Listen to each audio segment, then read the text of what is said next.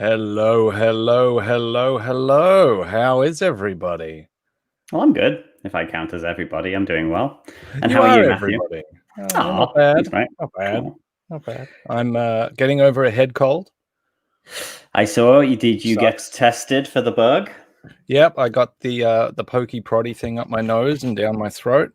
Yeah, and yeah, and I got tested for COVID as well, and nice. it was good. It was good. Same day results, no COVID. So That's cool. Happy days.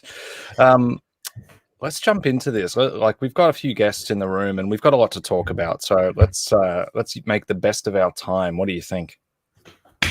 Let's do it. All right. So let's let in our first guest. So we've got Mark and we've got Brian from Pink Milk. How are you doing, guys? Well, Hello.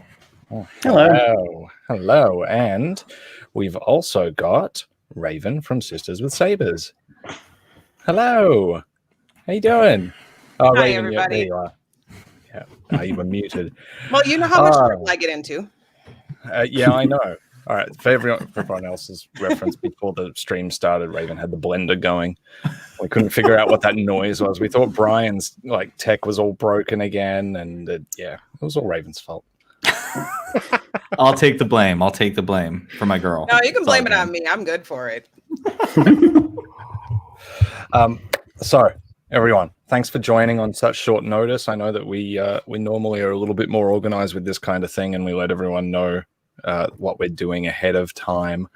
But before we get stuck into today's topic, Sean, do you want to give anyone that's watching a couple of quick instructions on what they should do? Of course. So please go to our... I'm waiting for the little banner to come up. So there it is. Okay, there we go. So Blue Bantha Milk Co. on Facebook and YouTube. Come and like us on Facebook and follow us and subscribe on YouTube. Comment, click, like, the whole thing. Tweet at us. Matt runs our wonderful Twitter account, which is getting better and better each day. Blue Bantha Milk. Blue Bantha Milk. That's it. Hit like on this stream because that always helps us out a lot. Even now, before you've seen it, it's like tipping your Uber driver before the food arrives. It's an assumption of quality. So that's I like that. That keeps us going. Cool. No refunds. No refunds. No refunds on that like. I mean, some people have changed their down votes to up votes, which is cool. We've seen that happen before. Yeah, that's acceptable. Yeah. We have Sisters and we have Purple Milk. It's going to be, it's going to be good. We do. Sisters logo is green. So what happens if you put purple and green together? What color is the milk?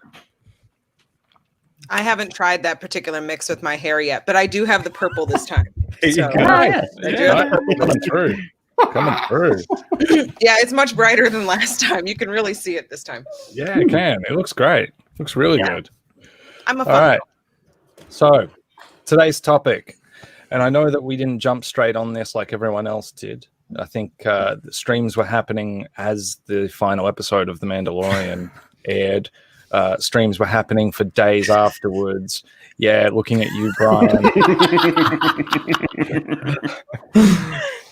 We thought we'd take a little bit of a breather instead, because obviously emotions run wild with these kinds of things. People get quite emotional at the end of anything, and especially when a certain character such as Luke Skywalker turned up. So I can see some people are happy about it, and I think that the question that I wanted to pose to everyone, really to kick this off, is just what we see on screen. Was Luke the right Jedi? So I don't want to say my opinion on it first. I'm going to do a bit of around the room. I'm thinking I might start with maybe Brian. Yes. Okay. Yes. Okay. Why? And why? Well, I had a lot of emotions about this. I was one of those crying fools on our night. Luke Skywalker is my hero, like everyone else's, and I think he was the perfect character for the story. But as a character, I'm very upset with him and the decisions he's making, and I think he's making all the wrong moves. But I also think those wrong moves are a great step into who we eventually meet in The Last Jedi. Yeah. So I am all here for it. Okay. Mark? Yes, definitely. And I agree with what Brian said. I mean, they're laying down the groundwork. They want to connect everything. Because if it had been somebody like Ezra, I think it would have taken away from having Ahsoka's story and how that's going to play out. They would have taken away from that. And I think they need to give a chance for people who don't know who Ezra is to meet him. So it'd be best to finally see it play out that way. So yeah, I think it was the right decision for sure. Raven? Well, I think it was the right decision. I mean, I know I'm the Luke standby in pretty much any room, but I think it was the right decision for a number of reasons. While I do agree that there's other things that I might not particularly love about it, one of the things that the Mandalorian has a real responsibility of doing, and I think that they're doing a fairly decent job of it, especially since a lot of the people I talk to are people who have never seen anything beyond the movies. They're, very, outside of the scheme. Star Wars fans. And I think it's important every so often when we're using these big words like Jedi, which in the realm of Star Wars means something much bigger than really powerful warrior. It's not the same thing. It's like telling you that, Bruce Lee is coming to teach your karate class today, as opposed to, this guy who's won a bunch of awards and, in karate. It's like, no, but Bruce Lee though, I think it's important to use a Jedi that everybody knows, whether you watch the Clone Wars or, any of that. So I think it's important to bring in those characters that everybody knows that aren't just for us diehards. But I agree with it specifically because they brought him in and then he left. He's not staying. He's not taking over the story. He's not running the show. He came and said, "Hey kids," and he left. It's, it's like the coolest kid in school stopping by your lunch table to say, "Hey, what's up?" and then getting up and leaving and going sitting with the cool kids, and you're still there with your pocket protector going, pretty awesome, and you'll live on it for like the next, so I really liked it in that sense, because I think for the people, especially like I said, that I know that are watching who are not big diehards, they know who Luke Skywalker is. Even they, being as disconnected from all of the stuff that you and I and all the rest of us are involved in, they know how big a deal that is. And if you really want to sucker punch somebody, do it with a big fist. Sorry, but at this point in the Star Wars story, the bigger fist is Luke Skywalker. There isn't another one, because there isn't a Darth Vader behind him right now. So right. I just think that that's the reason why it was a good choice. Because, and I'll slow down and stop in a second here. But when Ahsoka came on, I talked to a lot of people who don't know who Ahsoka is. Don't know. They've never heard of her before. And they thought she was amazing. And they're so interested to find out who she is. You can't drop somebody like that, Ezra, in that situation. Because a lot of the people who are watching, as much as we diehards would like to think it's only us, most of the people buying the movies and watching the movies in the theater are not diehards. They're people who have only seen the movies. So we do have to kind of have that middle ground. But again, he showed up, did his thing, and left. And hopefully he stays gone, as far as I'm concerned. And that's coming from a diehard Luke Skywalker. Yeah. Oh, I know you are. So I saw those Chanel boots. I saw those Chanel boots, and you were the first person I thought of at like 3:45 in the morning.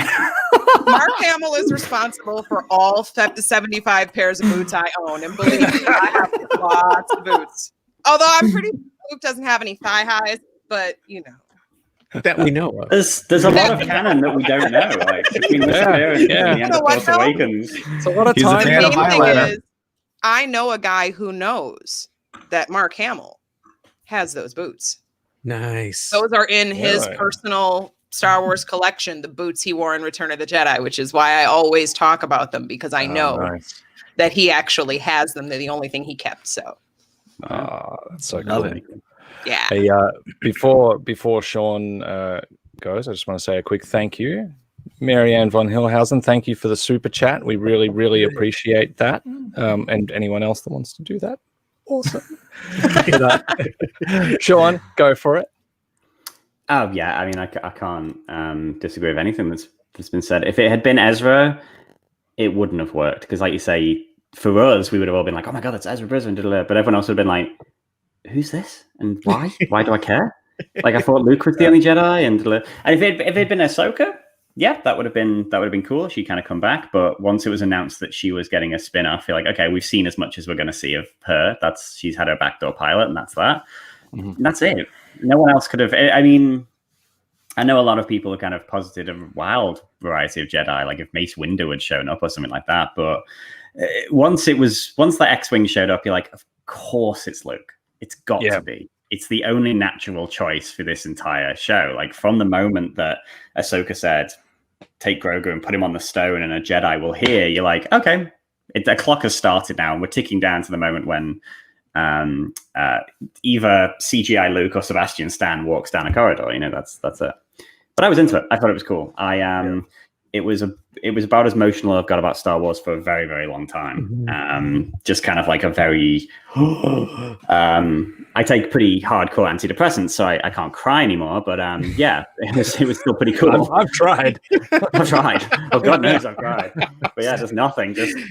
I cried for you, baby. I cried tears and tears and tears. So yeah, no, great, loved it, Matt. Thanks for the super chat, Pete. Really appreciate it. And yeah, we can't wait to stream with you as well. We're going to organize that. We are going to organize that. I promise. Yes.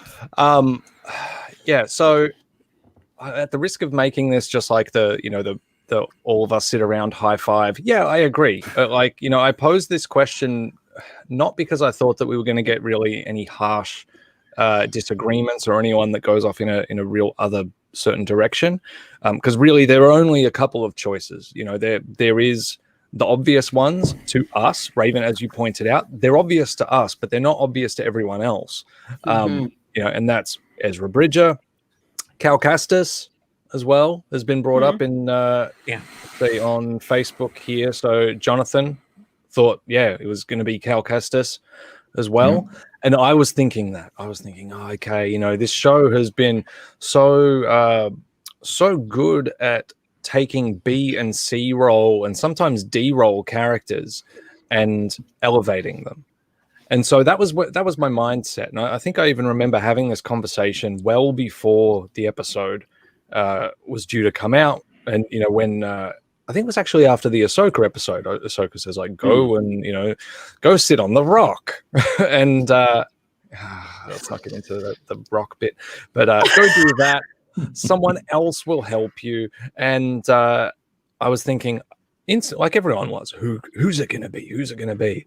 And I remember specifically and distinctly saying, it won't be Luke. They won't do it. And there was, as time went on, I was thinking, maybe it could be Luke, but I still was just like, no, they're not going to do that. This is a show for these other characters, and Ahsoka is a generation's, I guess, a role. For a lot of people, like people that grew up on the Clone Wars, Ahsoka is their A tier Star Wars character. But for everyone else, they're like, who? What? And I thought, okay, no. So that could work. Maybe Ahsoka will have a change of heart. Like that could be cool. And then, I thought through Cal and I thought through Ezra and I thought, well, okay, they've brought up Thrawn. So my money was going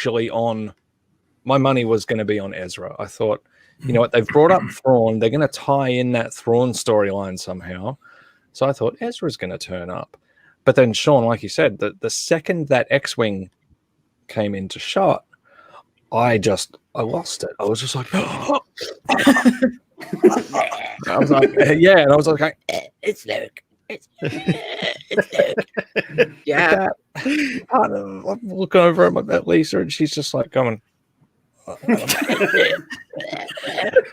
look freaking ridiculous. Like, I was just like choking back, and I started getting all teary. And it was when they said, a lone X-Wing or something, or whatever that line was. I just went, yeah. So, every gif of ugly crying. Yeah. Oh god. Pretty much. You can see it now. That's not just because of the. It's not just because of the lights. I'm trying not to think about it. Oh god. Cosmic Girl, thank you so much. Really appreciate it. Thank you. Yay. Yeah, it is New Year's Eve here, isn't it? I don't Yes, think it New is from you Year's guys. Eve day. Yeah. Hmm. And there's a line from or a word that came up in Avengers, and I think it really was applicable in this situation. It was inevitable, and I really felt that when Luke turned up. I just thought, you know what, like, yeah, who else could it have been? It would just be yet another who? Questions, who is it? Mm-hmm. So I guess the second question I want to ask then is more about the role of nostalgia in this, because I think something that I noticed, and the reason why I didn't want to jump on the streams straight away and start, sort of, I guess, really voicing too much. Like we did a stream with Girls with Sabers, and we sort of talked about the situation a bit there, and that was really cool. But I didn't want to go too wide. We didn't want to do one because it was a bit of a tough situation. I saw a lot of varied reactions on the web, and I felt like film Twitter and film YouTube, as we call it, were just waiting for an excuse to just go, it's empty nostalgia, and just explode everywhere. So everyone's going to have their own opinion on this, but I'm going to pose the question to whoever wants to take it first. What do you think the role of nostalgia is inside of Star Wars? I think nostalgia is sorry. Father of three boys. Get it, Eddie. I think nostalgia in Star Wars is incredibly important, actually. I think I might be in the minority, and I'm open to having we've just talked about this a few weeks ago, actually, on After Dark, of no Skywalkers in Star Wars. Like, I guess I'm here for it, but I can't even wrap my mind around how that would work. Like, it's the heart of Star Wars, and they will always be at the heart of Star Wars. I can't imagine Star Wars at all without any Skywalkers. But what I think this episode did so brilliantly was, we see the X-Wing, we get his theme, we get all the ugly crying, the nostalgia hit really hard. Mm-hmm. And then the thing I took away from was they doubled down on cranky Luke. He wasn't cranky yet, but he took away Grogu from everyone. And I'm surprised how little I have seen those things, because I was like, whoa, these people are brave. They're taking our hero and taking the child away from the father. They've spent this season of building that relationship of a father and a son. And this dude rolls up and just takes him away without a thank you, without any emotion, without any compassion. And that's where I was so mad at Luke. Again, I think he was perfect for this, but I'm like, dude, you are taking away from the Jedi the things that you should not be taking away from the Jedi. That's why I knew it couldn't be Ahsoka, because Ahsoka never would have taken him away. I don't think Ezra would have taken him away. I think Ezra understood what it's like to be in a family, and he was part of that ghost crew, and he would have just stayed. Yeah. Unfortunately, Luke, in his hubris that he talks about in The Last Jedi, is more important than everyone else. And so, of course, he's going to take away Grogu from the entire audience. And I thought that was a really, really, really brave choice as on a storytelling perspective, to do that to young Luke, to do that to the Return of the Jedi Luke. And it was awesome. I mean, I'm ticked off and I'm very angry with him, but it was awesome. Anyone else want to take that question? I'll jump in on it. First of all, I've talked about nostalgia a number of times, fan service as well, because I think they're intertwined. Hand in hand. Yeah. Yeah. If you're under the age of 30 and you like Star Wars, thank fan service, thank nostalgia, because without those of us who have been there since the beginning, no one would care. So it still has to be there. That's part. I mean, if it ain't broke, don't fix it. You got people still waiting 40 years later to see more. So you can't say all that stuff never happened. We're going to pretend like it never happened. We're going to go brand new. But at the same time, I do understand, especially for the people who aren't, the old guard, that they might feel like there's too much fan service, too much nostalgia. I say, I waited 30 years. You can sit down. I'm going to enjoy my fan service. That's my first thing. Second thing, with what Brian was talking about, I can see that. I can see that point of view of it. But for me, what made Luke what really cemented him for me was Return of the Jedi. The Luke in Return of the Jedi is not the Luke of A New Hope. He is not that person. Right. And what I actually really liked about the way that he was presented here, in that very unemotional, I'm just going to take the baby and the hell with all the rest of you and what that matters to you because I'm about this. But I think at that point, the Luke that I'm seeing is the same one I saw in the throne room in Return of the Jedi. So, I just stuck my foot in the dark side and I know what it's like now. I know I can pull out of it, but I know what it takes to do that. And therefore, under no circumstances do I want to have any part of letting this thing fall to that place. And if it means ripping, Din Djarin's heart out, well, then that's what it takes. Thankfully, he didn't actually have to do that. But let's be real here. But in the end, he did also give Grogu the choice to say no. I mean, he said he's asking your permission. You could have said no. But I agree that it is really kind of heartless to just go in and take him. Like he doesn't belong to you, dude. We're in love with him. You can't take our little baby, But at the same time, I do see it as a brave move because you are touching that moment in time when Luke Skywalker was not just the good guy. He was standing there, lightsaber in hand, about to kill his own father and say, you know what? Not going to do that. I'm not going to be that guy. I could. And I know exactly how easy it would be because my foot is still in the pool of the dark side, but I'm not going to. And that makes the change. But that doesn't mean that darkness doesn't stay with him. And it doesn't mean that his willingness to fight against that darkness doesn't mean I will take out everybody if it stops the bad thing from happening. And, for the trekkers among us, the needs of the many outweigh the needs of the few. And Din Djarin does not matter if it means giving Grogu, with all that power to Moff Gideon. Like, you know what I mean? So for me, it's definitely I agree with Brian. It was a really brave choice, but I also don't think it was that far outside of the Luke Skywalker that I saw in Return of the Jedi. In that hallway scene when he's talking to Vader, he's so stiff and closed down and I know, Father. Like he's trying not to even have any inflection in his voice. He's so wound. And when you see him in The Mandalorian, you're seeing him with some of that unwound because obviously his father is gone. But he still has to deal with everything that came before that. And I can't imagine that during this time, he's not learning more about the things he didn't know. Because, I mean, let's be real here. How much did he know? Obi-Wan didn't tell him nothing.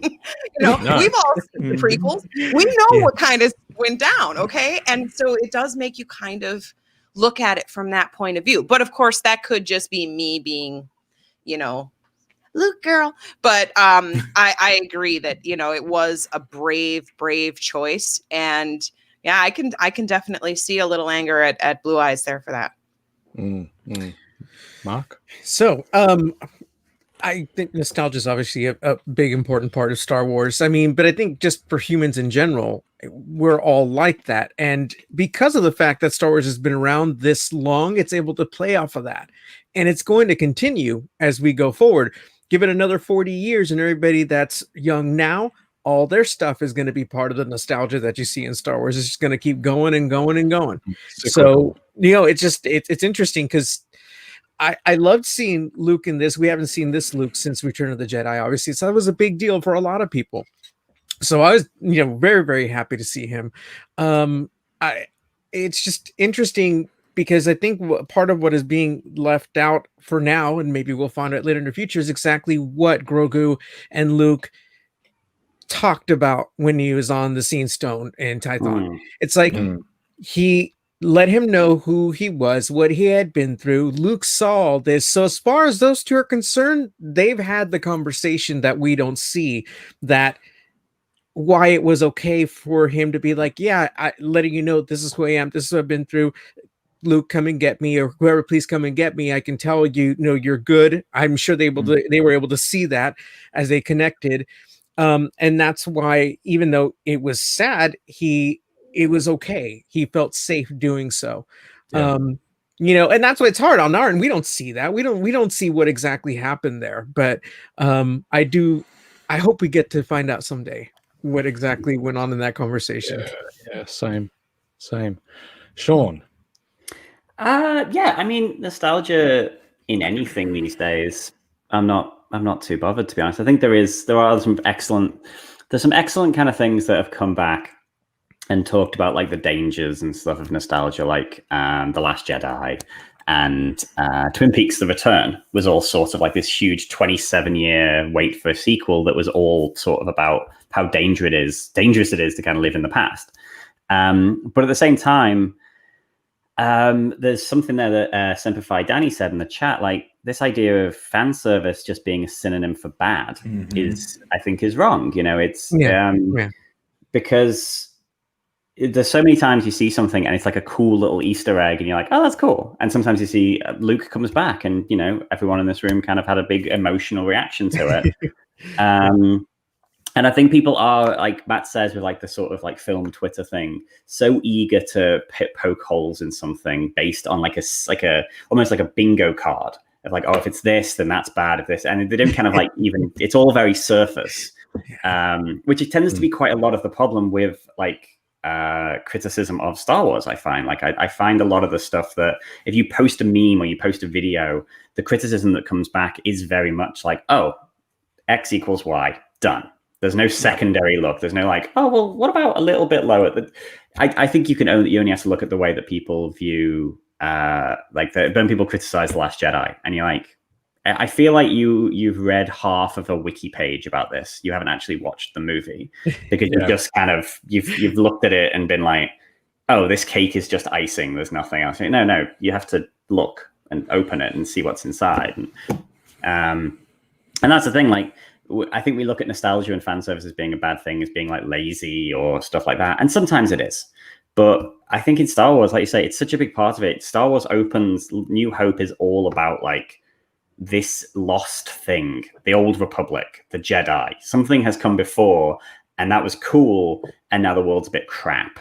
And it's trying to re-find that thing. And it's always been like that. When you get to the prequels, it's the same. When you get to the sequels, it's the same. It's always that sense of like, something came before and now that thing is lost and we're trying to find that again.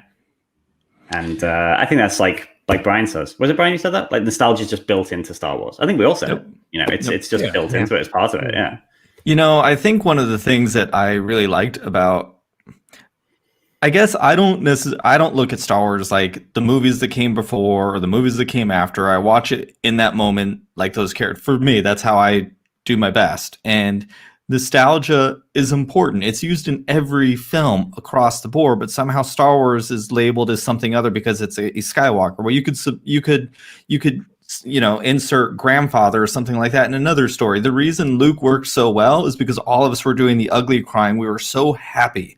And we were all on this high of, oh my God, long lost relative just came back. We spent, all these times knowing how much we love someone. It isn't Luke Skywalker, but you could have put in anyone that we would, in our personal lives would have been happy to see. And so we were all so happy. And it made the fact that Grogu was about to be taken away hit that much harder because we got lost what was eventually going to happen. And we're like, I'm so happy, and boom. And now the other thing that you love as much as this dude's about to take it away. And it made that it was like a gutted because we forgot. And that's why it was so powerful. If it was like an Ezra Bridger or somebody else, I wonder who this is. And we would have not had that gut punch of Grogu being taken away because we would have been, who's the mystery? Yeah. If it was Ahsoka, we only saw her in one episode, the casual fans. Yeah. So we would have been really mad at Ahsoka. Like, how dare you? We wouldn't she would have been a villain. And the fact that Luke Skywalker, to me, made a really horrible decision. And I'm really mad at Luke. But he's our hero. So you can almost, I don't agree with you, but I know you're better than this. And I know you're going to come back around. You're going to figure something out. But that is using nostalgia properly. It's not just for the feels. It gives you your emotional investment in 5 seconds. You don't need to. You don't need any. Anything other than just the feels. Context. And if I can jump in here with something that's sort of unrelated but totally related, the thing that hit me about the finale, the major emotional thing for me, and this is going to sound completely off the wall, but this is what it was. The most emotional thing for me was the fact that when Din was saying goodbye to Grogu, I legitimately completely forgot that Luke Skywalker was standing there. Like, that happened. Yep. I ugly cried. And then I was busy looking at Pedro, making me just ugly cry more. And I literally forgot that Luke Skywalker was standing there. That's how good the story is. It's so good that I waited 44 years to see this again. And you made me forget he was there with a puppet and a dude whose face I can't see. Yeah. So, big ups to everybody, but particularly, Pedro, because he's rocking that stuff. Nothing up against little Grogu, but he's like conglomerate. But a little bit disconnected, but at that same moment, and I really feel like I haven't heard enough people talking about how, and maybe I was the only one, but just sitting there, I forgot all about Luke Skywalker for that few minutes. And it was not a few minutes, 20 minutes later. It was a few minutes immediately after he showed up. It was like he was there. You were like, oh my God, the baby. And oh my God, what's Din going to do? That's insane filmmaking TV show.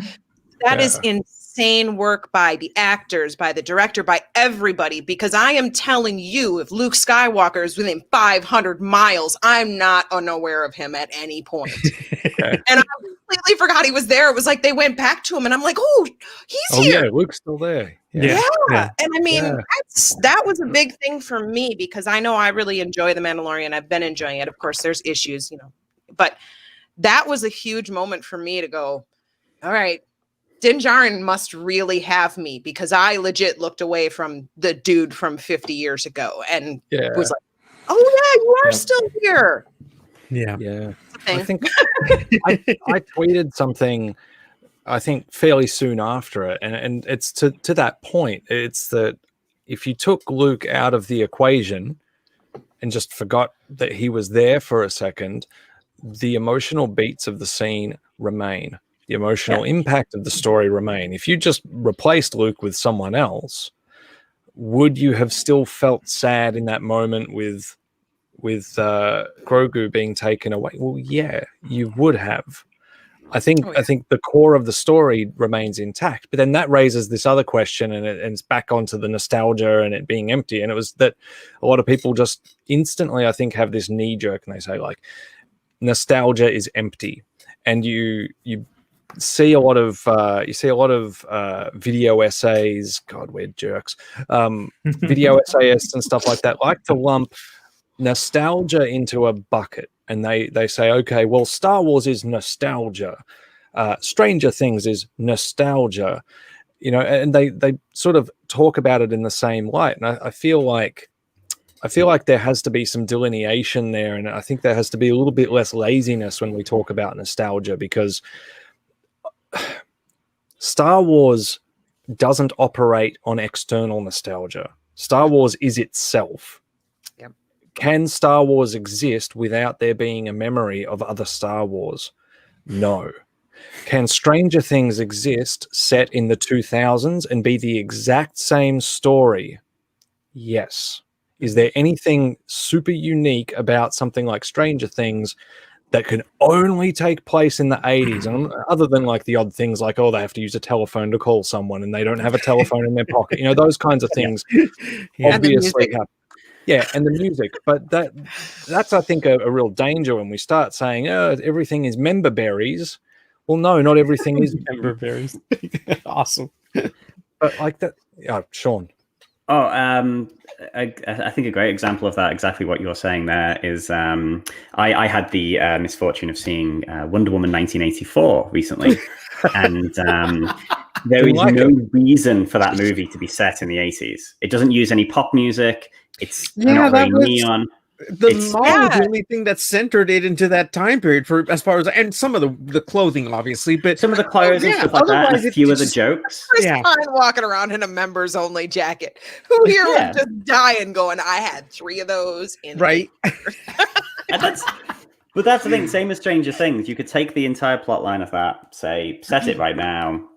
You pretty much lose nothing. You'd have to like tweak some of the technology and stuff, but for the most part, it's set in the 80s it's set in the 80s so that it can have really good marketing and nothing else. Because all of the cool pop music and neon colors and the marketing weren't in the movie, so the movie could have been set at any time. So like Matt, who I'm pointing to Mark, says you could, take Stranger Things set at any point. You could take like the new It movies and like set them, because I think It was you originally can put set. Sherlock where he belongs and now. Yeah. And it Yeah. works. And it works. It's not like a nostalgia thing. It's not like anyone's like nostalgic for Victorian England, except for like, I don't know, Jack the Ripper. But I am, because I wish guys still dressed that way. To a That would be point. pretty good. I like the That would be waistcoat. pretty But other than that, yeah. Yeah. But yeah, that's the thing. But Star Wars is set a long time ago. It is a long time ago in a galaxy far, far away. It is that idea of like this is some sort of past, very far past thing that exists, and it's a I used to be a teacher, and as part of language teaching, we talk about scaffolding. Things build on top of grammar, builds on top of grammar. And Star Wars, I always feel it's like you take a New Hope, and then you just start putting things on top, and then you find other things to add in. And everything starts at that one thing, and then you just expand out with it. It's like any sort of historical thing. You pick a war, and you find out how that war started, and you end up going back and finding all this other information. But no one kind of says, ugh, another Kennedy? It's just, it is what it is. This is the way the world works. Yeah. So yes, that was just me agreeing with you, Matt, and shit-canning Wonder Woman 1984. Please continue. I haven't seen it yet. Oh god. Yeah. So I guess look, that's kind of. I think I'm kind of spent on that idea. Like there is so much extra depth and meaning to putting someone like Luke into the scene. I feel like it's kind of like a Chekhov's gun in some respects. Like part of the Last Jedi criticisms, is the Luke that we got. And there's an aspect of Luke's character in that film where he starts off as a different character and then makes his way back to being Luke Skywalker by the end of the film. And I feel like a lot of people get stuck on the fact that they didn't see him transition from one Luke to old man Luke. I felt like that is a little bit of a Chekhov's gun in some respects, where it's like they set up, Luke Skywalker, legend, all these things, like they implant this idea of a Luke that is traveling the galaxy, doing all these things and eventually failing. And if you talk about that kind of thing, well, at some point, I feel like you do want to see it. You want to see it. You want to see it. And well, that started to be what we're getting. We're getting the first seeds of that, really. It's like these little glimpses as into the Luke post his father. Yep. And that's I think a very, very powerful thing to start seeing on screen, because it gives context to everything else that happens later.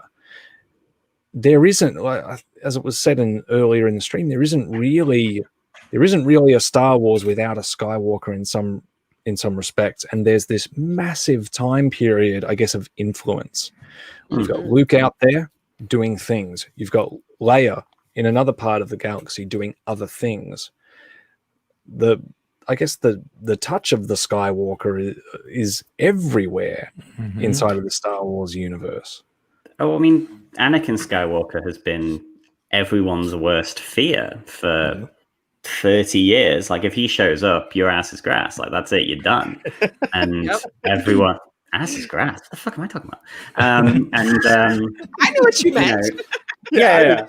That just came out of nowhere. I was like, oh god. You're preparing to be a father, and when you say things, your kids are going to look at you and go, so you're rehearsing. I'm just rehearsing, just being embarrassing.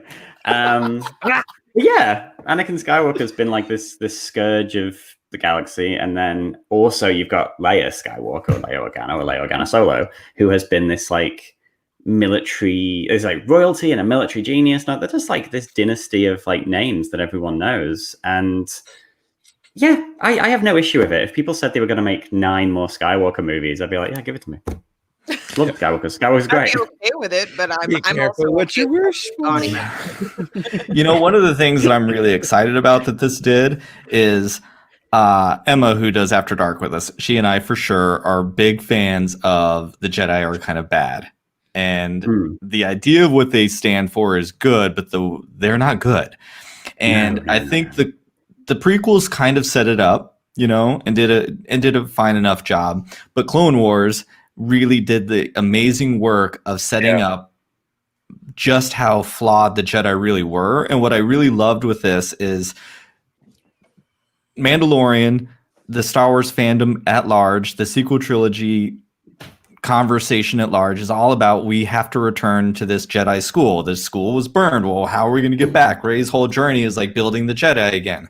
And now this final season of The Mandalorian, we see the cost of what it's going to take to build that Jedi Council that everyone is like puffing in their mind of, oh, the Jedi are wonderful. This is great. We need to see the school where we're seeing that you have to like steal children from their families. Yeah. And, you know, Grogu, I've mentioned this a lot, but he's a foster kid, and his normal is being bounced around. So of course, him going off with someone he doesn't know is easy. Yes, I'm sure they had a forced connection. Clearly, they had a conversation on the Seeing Stone, all those things. But what isn't normal for Grogu is to stay with one parent.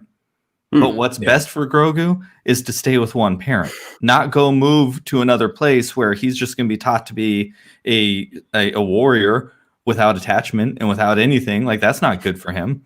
And I loved the show started to insert that.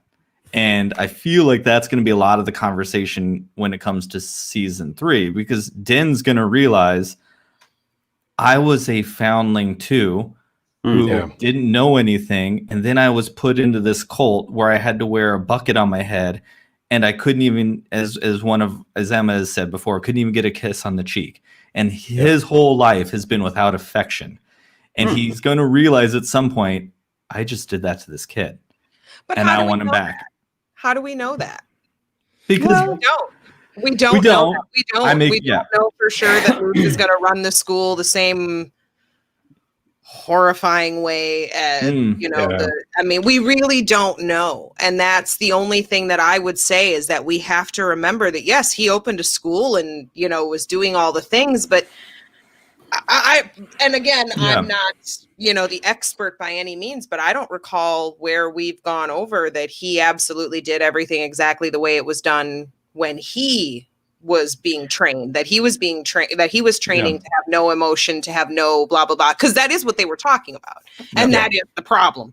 But I don't recall anywhere that that's been specifically said that that's what he was doing. Now, Ben may have seen it that way. Kyle may have seen it that way. But I also thought that my mother at 40 was too stupid to have any idea what a teenager was going through, because there's no way she could remember.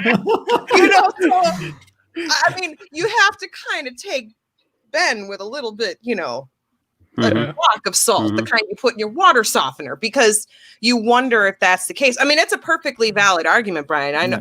I'm 100% with you if that's the case, but I think that's the one thing that we tend to do a lot, is we assume we know. Listen, honey, they haven't told you. Don't assume, because it just I do go on to, regardless, he did pull a lightsaber on a little kid, like regardless what the reasoning is, and he didn't do it. He didn't do those things, but there is truth to that. I mean, we had 3 stories. One of them's real. They're all really similar. So he did, he did. And but we've all done things we regret in anger. We've all done things that we look at ourselves and go, oh my God, what the hell was I about to do? And that's not excusing it. But well, that's a line that's ignored a lot, I feel, in Star Wars discourse, when Yoda says, once you go down that dark path, forever it will dominate your destiny. So to me, when I saw cranky Luke, I'm like, obviously, I didn't like Legend. Luke was like all hunky-dory, superpower. I was like, what happened to the he's not struggling. To me, when I watch Return of the Jedi, his life will then forever and always be a struggle because he has been tempted. He went there. So yes, he pulled himself out, but he can be pulled back just like that. But he can be pulled, and he knows how easily he could be dragged back in. And I think that for me, The Last Jedi Luke made perfect sense because of 100%. That. Because he could see that he was an addict and he had a problem. And just one drink was going to be enough to send 100%. Him right down the slope. Giant snowball, Wile E. Coyote right then and there. And he just chose to say, you know what? I'm just not going to put myself in a place where there might be a bar so that there's no chance of me and not being able to, and he's doing that right now. But he's doing it right now. You're absolutely right. But that's part of that learning process that we do, right? I mean, a drunk doesn't stop drinking until they've fallen on their face a few times. It's not like the first time they get drunk and they go, I probably shouldn't be doing this. And I mean, we all have had that moment in our life where we've realized that, why the hell am I doing this? And why have I been doing it for so long? I should do something else. But there's, I just think we always have to remember the real struggle that happens with people. And we only know so much about Luke's real struggle. And again, in Jedi, did he tell you anything? Because he didn't tell me shit. He was just, yes, Father, I shouldn't have come on this mission. I'm endangering the mission. He was as stone-faced as you can get. Now, clearly, if you watch the movie, you can see that he's trying to be that way and that it's all just, I'm holding it in, but just on the face of it, it might just look like he's just dead-eyed. And then you go on to Cranky Luke and you're like, what happened? It's like, well, no, it was happening then. You just didn't notice it as much because it was so subtly done, I think. Mark doesn't get enough credit for being a good actor. Sorry, I babbled. It's true. No, it's true. It's true. If we'll keep talking about that. Anyone in the comments, at some point soon, we're going to start going. I'll start bringing some of them up so we can start talking about anything that's been said in there. If anyone's got any differing opinions, please make sure that they're in the comments. Throw in something in the live chat, throw in super chats, whatever you want. That's just a hint. And actually, Matt Mole from 3 Men and a Baby Grogu podcast up in Sydney. I've been chatting to you. Check your DMs if you want to jump in. I thought let's throw a wild card in here. We've never spoken to this guy before. I've only typed to him, and I feel bad because they're up in Sydney and they're probably going to get locked down and whatnot soon because Sydney's ruining it for everyone else. Hey, we were ruining it for everyone else for a while, so now it's our turn. We're from Melbourne. But yes, okay. Sorry, Raven. You were. No, I was done. I'm sure I've used up more than my allotted time. Let Mark. Mark. Oh, Mark's brilliant. I'm just taking this all in. That's great. So this is Star Wars. Just listen to me talk. just think about the fact that despite everything that we're seeing and how this is all played out and everything, the fact that we're having a conversation from where we began seeing Baby Grogu appear the first time in The Mandalorian to the end of season 2 where we saw Luke and Grogu together with R2 leaving. If you would have told me that back then, I would have told you were crazy. How is that going to work? How is that going to happen? And we saw it happen. And it all fell into place. It's insane. It's so insane what has happened in just 2 seasons. And I think it's been pulled off brilliantly. I mean, there were a couple episodes that I were like, oh, those are okay. But for the most part, even all that stuff ends up coming back in true Filoni fashion. Yep. It all matters. and even characters that I didn't care so much for the first time around, by the time they got to this season, I was like, all right. I was like, okay, this is a pretty cool character. I was like, I see why they brought this person back in and where they fell into this and for Brown Eye's journey as to where he got to, by the end of the season. Even Mayfield had an important part, which I was like, how is this happening? Why am I having these characters back? And why is he actually giving him wisdom that actually makes sense? I was like, this is crazy. And why is Bill Burr so damn good? Right. I was not expecting that at all. I was not expecting I like Bill Burr, don't get me wrong, but I was like, whoa, dude, you should stop doing comedy and find something else to do. You should do mime. I thought he was fantastic. I thought he's Bill Burr, so he's still from the Boston corner of the galaxy. But I mean, other than the accent and somewhat of the delivery, in the sense of the way that he talks, still pretty good though. He had me buying it lock, stock, and smoking barrel. I'm like, were you in Desert Storm and just didn't tell any of us, Bill? Because you seem like you really understand, and I don't usually, call somebody out for acting, but man, he blew my socks off. Yep. Matt has jumped in, so I'm going to let him in. Now let's see if he's got anything to say. Hey, Matt. G'day. Hey guys, how's everyone going? How's it going? Everyone, Yeah, this good, is Matt good. from Three Men and a Baby podcast. Thanks for coming in on such short notice. No, my pleasure, my pleasure. So you've been listening to everything that we've been rambling on about for the last 50 minutes or most of? No, it's been really good. It's been a very, very instructive, informative discussion. I'm sure this is all the basis of tweets and text messages just put into visual aid for everyone. We're all thinking these things. We're all wondering what's next. We're all wondering, was that Luke what we wanted? Or I'm pretty sure it is what we wanted. Is it what we needed? And, I think a year off will go pretty quickly by the time we've gone through every single theory and prediction for season 3. Yeah, pretty much. You're right. So I am so excited for that on break. Sorry. Oh, yeah. No, the year off. I mean, I wasn't expecting it, but yeah, me too. I'm down for it. For it. But Matt, where are you sitting on the whole thing? So I haven't asked, haven't prepped or anything like that. So talk us through what were your feelings with Luke, and I guess was he the right Jedi for the situation? Do you have any other ideas?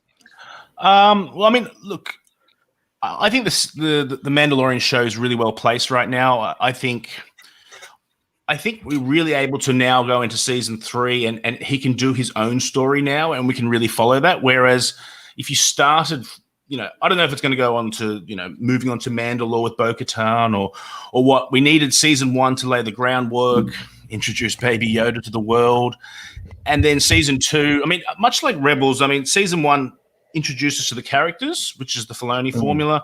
Then season 2, we got a whole bunch of not fan service. I guess, like you said, fan service is not a bad word. I mean, we got Grand Moff Tarkin, Darth Vader, Ahsoka, Lando, Leia. And then in season 3, it got really deep with the Thrawn. And that's where I really feel Mandalorian will move now. Like, Grogu may not come back for a season. We'll see Din and his struggle with Bo-Katan and moving forward. And I really feel like the show will hit its straps. And it's got all those other 3 spin-offs to work in conjunction with it. So yeah, I mean, I really feel like the show's in good space, and the Luke Skywalker. Look, everyone has wanted to see that Luke Skywalker for, like I said, 44 years. But at the same time, there are people who like, that's not my Luke Skywalker in the Last Jedi. I'm not of that belief. I mean, they're all the same Luke, and he's on the same journey, and much like you guys said, should he have taken Grogu? I mean, Ahsoka, with a full knowledge of everything that happened and personal attachment to Anakin, saw what happened and said, this is what happens to the best of us, and she didn't take him. And Luke did, and this may lead to the decision-making and eventual Luke that we see later in the future. So I think it's all tying together really well, and it's just great Star Wars viewing. This last 8 weeks, I'm having a baby. I found out this year, and I got married this year. But this is up there with all those life events. My wife's in the other room. She's not impressed. It's up there, not above it. Up there. Same room. It's not sitting on the same couch. It's in the same room. In the same parsec. Just waiting for like a hand to come out from like side screen and slap you in the back of the head or something like that. I feel you. It shares the same cockpit. It's not even the same parsec. It's like right in the cockpit with us, with me anyway. Yeah. Let's go. I'm going to go through some of the things that we've got here in the chat room. Let's bring them up, and anyone can take any of these if they want to answer or add some thoughts or feelings. I'm going to start here with Nicholas Arcus, not because it needs anything other than he was very keen responding last night. I was like, save it for the chat room. He's like, okay, and then it's like, here he is. Thanks for coming in, Nick. There's so Jonathan in Facebook. I'm gonna elaborate on this question a little bit and assume that you mean throughout the series. So, what do you think were the wrong moves that were made in Mando season 2? And Sean wants to take that one. I don't want to be the lone dissenting voice, but I do think up until the very end of the season, I do have a bit of a thing where Din Djarin is like the least interesting character in the show. Much like a movie I watched recently, Wonder Woman 1984, in which the main character was the least interesting character on the movie. So I just that's my sort of wrong thing. They sort of pack in the more interesting characters, and he sort of gets pushed to the side because he's just not as interesting. But I think that's legitimate. Yeah, and I think losing Baby Yoda or using Grogu, and now he's got the Darksaber, so technically is the ruler of Mandalore. I think they have got a chance now to be like, okay, we've established this character, we've done a few things, we're moving more towards him having the mask off, the helmet off more, which I think is definitely going to help characterization because you can see Pedro's face. So I think it's moving in the right direction, but I did find myself just like completely uninterested in the character, which I think is really that's a wrong move. That's a sort of thing of like, rather than sort of focusing on making the character better, I felt like they just kind of like, it's fine, we'll just put Ahsoka here and Mayfield, and we'll bring back Cara Dune, and we'll just kind of we'll get him out of the way and put more interesting characters forward. So that's me. So funny. I would know that 40. Let's not talk about it. Some years ago, I fell in love with Luke Skywalker because I don't know. Because I did. But never far from my mind was a guy who said, 10, 15 words in the 2 movies he was in. Boba Fett to me was absolutely magnetic because I didn't know anything about him. I didn't know who he was. There was nothing. So it was like, I like that we don't know much, but I agree with you that they also didn't do much to make him, like, can you give us a hint? Like a tip clue? So it's like, I could see where you're coming from, but at the same time, for some people, the fact that we don't know is what makes him interesting. And let's be clear, through the, history of media, be it art, be it writing, plays, movies, anything. You put a mask on somebody, boy, oh boy, don't they get interesting. Because you don't know. That's part of what makes it interesting to keep watching to find out what happens later. But having said that, he's not really the party guy. It's so funny. Dan has become Ahsoka has been there for a very long time, but Din is becoming like my favorite character. And as a lifelong fan, maybe Sean, maybe I'm really boring or something, but like I feel for the first time, I actually relate to a character like on every level of a character. I've never related. I've aspired to be like Ahsoka. I have aspired to be like Luke Skywalker, but I feel like I am Din. Like it is this really, I am so like, we've talked about this before. The first season after I watched was like, oh yeah, it's good. And it was 6 months, a year after that first season came on. I was like, oh my God, I think about this show a lot, way too much. I think about this character like all the time. And then this season came, and maybe it's just because his journey parallels my journey like too much and it's the amazing thing of the mask that you were just talking about, Raven. Like we can put ourselves in that mask. And so I'm just putting too much of myself into this character or something, but I find him fascinating. Like every subtle, I find him fascinating. I can see where you get that, like 100%, but I get my to be able to put on a mask and have nobody ever see my face. That would be the joy of my existence.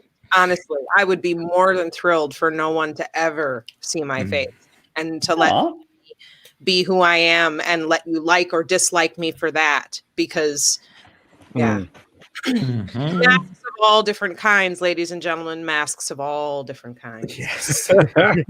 So I'm going to add a little bit to this because I think that the one thing that was missing from this season that I think would have kept a little more that din flavor that maybe Sean wanted to see in the character was the flashbacks that kind of let us know how he got to this point. If we could have seen a little more of his journey from before and how it connected what we were currently seeing again, I think it would work more towards you getting a little bit more of that filled in.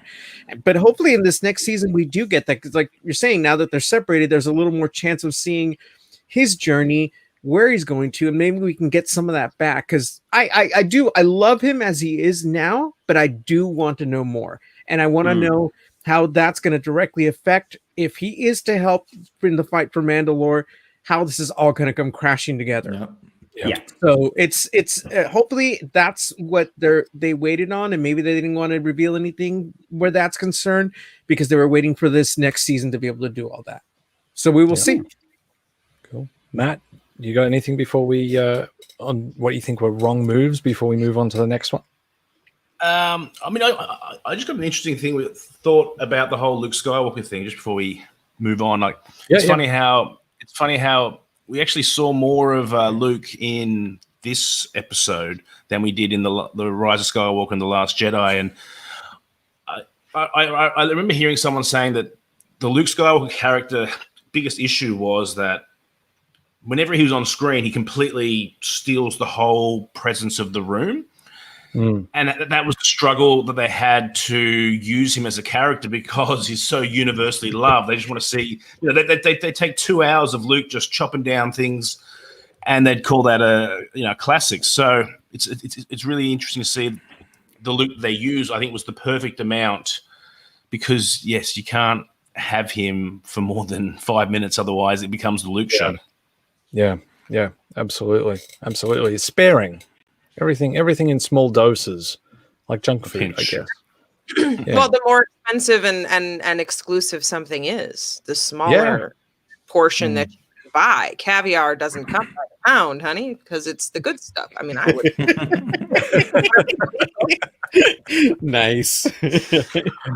So on the question of like things that were wrong, I'm just going to segue this to another comment here from Cameron, and I think for me that sort of helps answer my part of that question about what were some of the wrong moves. And I think it was still, go watch our video.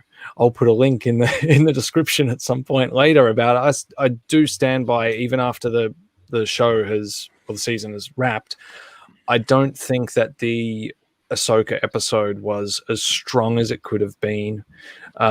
There's so much extra depth to that character that didn't play out on screen, and I don't think that was the role of Ahsoka necessarily, to just volunteer all this information. I think you're in a situation with two complete strangers. You've got one that is coming to the other, asking, or basically saying, "You must help me. I've got this child here." Now, I don't think in that scenario that it is up to the one that's being asked for help to qualify and voluntarily qualify and prove anything to that other character. But you also then have that person, in this case Ahsoka, telling Din, "No, you've come all this far, and there's danger here," and he doesn't do anything with that information. I feel like that was probably one of the failings of the season that really has stuck with me. I feel like as a character, it was Din's responsibility to own that situation more and pull the information out of Ahsoka. But they didn't write him to do that. They just wrote him to get on with the bargain, just as quickly as you can get to the action scene where they fight for the show and like fight for the village. And yeah, I feel like if that was going to be anything in the season where I could go back, I actually think I actually have more of a problem with that than I do the fish lady's eggs being eaten. Like I got over the fish lady eggs pretty quickly. You know, I'm like, yeah, they did it. They did the joke one too many times. If they'd stopped at 2 and just didn't do that final one, Yeah. but I thought it was it hilarious personally. that's fine. And that's cool. It was. I am the one wearing the resist rebel shirt and full throated dark side. Like yeah. Sith Lord in the room. Let's be clear about who it is. Yeah. Oh, we know. We know. Yeah, we know. Let's get through some more here. So Pete had to say, yeah, Luke reinforces his hubris and built on his fall and flaws in TLJ. Yep, absolutely agree. Marianne, I love crying fools. I too was a crying fool. I think we were all. Matt, did you cry? We didn't ask. I did. Yeah. Repeatedly. Yeah. So funny story. My buddy Nick. Can you believe that there are people in Hong Kong who don't have access to Disney Plus still? And and getting a torrent in Hong Kong is probably the best way to land in jail, apparently. So he finally found a VPN that worked, and he watched it for the first time last weekend, and he finished the last episode last night, and I watched it with him at the same time. Cool. And even though I think it was my fourth viewing, that last 10 minutes, and I think the Grogu and Din scene hit me even more. Like, I mean, after the shock and awe of the Luke, wow. Yeah. Then that final moments, I'm an expectant father, so it's the entree to that. But yes, you were extra sensitive to it. Yeah. Still, yes. Yeah. I have a friend who's doing that too. He and his daughters are watching it. He's watching it with his little girls, and they're about 3 weeks behind the rest of the world. Ooh. So every time I talk to him, he's like, "Are you okay?" And I'm like, "I'm fine. Why?" And he's like, "Well, quiet." And I'm like, "You're the guy who gave me the Boba Fett Unleashed for my 30th birthday. I can't even talk to you about the most amazing thing that is happening to me." It's painful, isn't it? Yeah. 3 or 4 weeks behind me, and I'm just like, "Who cares about them little girls, dude? Watch the show so we can talk about it." Oh my God! I didn't actually say it, but I was thinking. Yeah. That's too funny. I think this is a comment to something that you were saying earlier, Raven, about thinking about casuals more often. And I agree. Yeah. I think it's very easy. It's hard as diehards to really accept. But listen, when you're sitting in the theater, rest assured, look at the 50 people around you. 30 of them haven't seen anything. Yep. Yeah. Other than the movies. On 20th Century Fox on a big screen.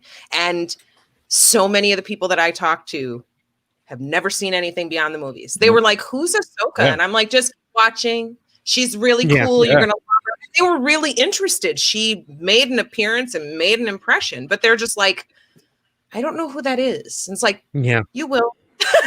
You will. Yep. And we can't make it for them, but we also have to remember that if you want Disney to make enough money to make more movies, it's not just us, because we are a small portion of the audience. I'm sorry to tell you, but we are a small portion. No, it's true. It's true. We can't keep people in jobs by ourselves. Yeah. We know that unless it's one thing. My husband Tom, who's the casual fan at best, knew it was Luke like straight away. It's like, there's no one else. Luke's the only Jedi running around. Like, to him, it was so obvious. Like, here I am, all of us are like, I didn't know. Like, going back with our little pins, and Tom's like, "Brian, it's Luke. Like, that's the only person it can be." It's like, okay. But I think when we were talking about earlier about the things that we would have liked to have seen Ahsoka do more in that episode, that if we're going back to how it's being presented to the casual fan, there's only so much that you can put in so that everybody enjoys it. And anything that we could have missed as far as like what Ahsoka and Din could have had a conversation wise, I think that, like somebody was saying, I saw in the chat earlier, what happened between Grogu and Ahsoka and what they talked about she felt more at ease of what was going on here in this situation. She knew Din was the parent figure, and this was a good thing. And she also got information of where he had come from, what he had seen, the trauma that had come into his life, but that he was in a good place now, and that she was giving Grogu the agency, even though she might have given them information that we're not aware of. It's like, be careful. Just letting you know, I've been there. I need you to make aware of some things while you make your decision, but make your decision giving Grogu agency, and that way we keep going forward. Again, I think we might see some of this stuff come back around, hopefully next season or whenever everything comes back together again. But there was a lot that was unsaid that I think moved everything along, that I hope we get, even in book form someday. I would love to know that books, what happened, what really happened. So the books can complete a story for you, because if you're a Luke Skywalker junkie and you haven't read, Shadow of the Empire, you've missed out on being inside his head for like 2 minutes while he's deciding whether or not he should turn his lightsaber on, because it might blow him up. And he has to tell R2 to go stand over there in case I do blow myself up. I mean, and it's such a Luke moment. It's so, so fit the Luke that we know, that he's like in between Empire and Jedi. He's like, I'm making a lightsaber, and it's like, if you haven't read that, you're missing out on those little moments, and being inside of Vader's head as well, which I thought was really interesting at the time, I would have been like, Luke, turn it on with the Force. Do it over there. Float it over there. Do it over there. And just put it on the screen and you're good. And then call it to you by all means. Are you saying it's a plot hole? Yeah.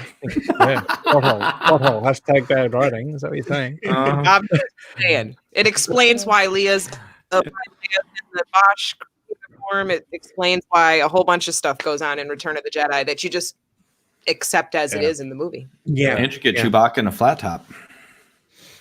Yeah. I'm a little bummed that he didn't show up in Return of the Jedi that way, but I think that would have taken some explaining. Raven, that was a good segue to a little bit here of what Turbo had to say about seeing Luke at the height of his powers, which then also Molly Thomas, fans of Legends, finally got to see him as that Luke in the new canon. So it was a smart move, and I agree. I actually think it was a very smart move. Like, it brings in old fans, it brings in new fans, it brings in casual fans, and unfortunately, there's always going to be some people that don't like it. That's cool. Yep. It's what it is. But that's okay too. It's okay to not love everything. If you love everything, then you're in a cult. So try to find your happy medium. You're not supposed to love everything. I'm just taking notes here. The fighting style, and how exactly the fighting style matched the Luke Skywalker that we've seen fight, as particularly in the throne room and Return of the Jedi. That very straight line, fantastic. Yep. No, it was spot on, and again, good segue, into what we thought about the CGI from Semper Fi Danny, like de-aged Luke, CGI Luke. What did we think? I think it's a quick thumbs up, thumbs down. Yeah. Liked it. Yeah, it was quick. Yeah, I mean, it was. If they would have not done the close up, it would have been better. That's where the lips fell apart. Matt, your camera dropped off for a second. Was that a thumbs up or? Yeah, my dogs were just barking, so I just muted and put them outside. They seem to want to bark during the podcast. That's fine. They wanted to chime in. They weren't happy with de-aged Luke, apparently. So, so you kicked him out. Right. Yeah. I think Raven, I'm similar. Like, if they didn't just linger on that close shot for as long as they did, and maybe just I would have liked to see a bit more movement in his eyes, because it really is just, it's dead still up there. There's no movement. Jedi too, though. Yeah, a lot of space Botox. Tons of space Botox. Yeah. The mouth was goofy. The mouth was just a little off, and if they had kept back here, you probably wouldn't have noticed as obviously as you did when they were. Well, did anyone see the deep fake and that went around. Now, a lot of people are like, "Oh, how can the deep fake be better?" And I'll say, "Well, I can tell you how the deep fake would be better because they put the deep fake on top of the one that was in the Mandalorian. So it's a deep fake on a deep fake. Of course, you're going to improve it." They also adjusted the lighting a little bit, and what it highlighted for me was that in the actual episode, they made a very distinct lighting choice for the hallway that Luke walks in, as well as the cockpit. There was a bit of battle sort of going on in there that could have knocked out some of the lights. Like, you know, when Gideon goes to do the thing with the gun, like something they could have very easily done. When he goes to shoot himself and Kara knocks the gun, he could have shot it and it could have blown the light out just as easily, because the best Luke looks is when he's in the elevator and there's shadow cast on him. And if you notice when he's standing there and you're getting the close-up shot of his face, he's the same lighting as Din's face. It's the exact same, very even and brightly lit. The deep fake, they actually darkened the lighting a little bit. And that's a smart move. If they had made that choice, they could they could have cast a little bit more shadow on him and hid some of the lines a bit, and it would have just, like the Tyrannosaurus in Jurassic Park. Shadow is your friend with these things. It hides the seams. The best he looks is in that elevator, and when he actually goes to bend down, as soon as he bends down to pick up Grogu, the lighting changes. So say the light source is here, his head comes down, and all of a sudden you're getting a bit of this on the face, and you get shadow cast around the nose and all that, and it looks great. In that split second, it's like, there. So I think that's probably the one failing, I think, of doing it. It's that they painted themselves into a corner where they had to light him evenly and bright and natural. It's ballsy to do it, but probably could have been done a little bit differently. I would like to specifically question.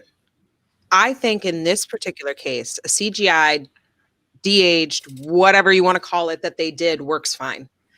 If you're to have him in more, you need to call Seb and get him a dye job and put his ass out there. I mean, because the reality is it's not too often that you come across an actor who actually looks that much like another actor to the point where, seriously, you put the right haircut on that guy and you're going to fool most people. So you might as well go ahead. It's very easy to give him the hair, give him a bit of CGI tweaking in parts just to lock it in.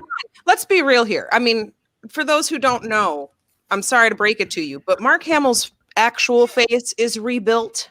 So not a real big, I mean, call a plastic surgeon and hey, can you do what they did when, he after did the Malibu accident? I mean, is your face. Look at A New Hope. Look at the guy in Return of the Jedi. Big difference.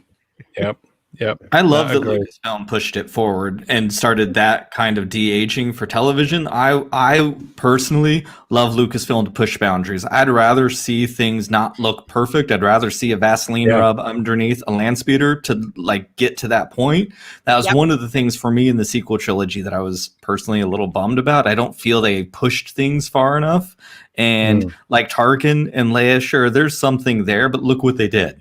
And I'd rather see them push forward, and because Star Wars is a strong enough story that it can overcome those things, whereas other things might crumble and fall with bad special effects. And that's how I felt about this CGI thing, the small issue. 100%. It's Star Wars. Like, I'm willing to 100%. I mean, obviously, the special effects have always been a huge part of it. This is just one more step in that journey. So, let's see it.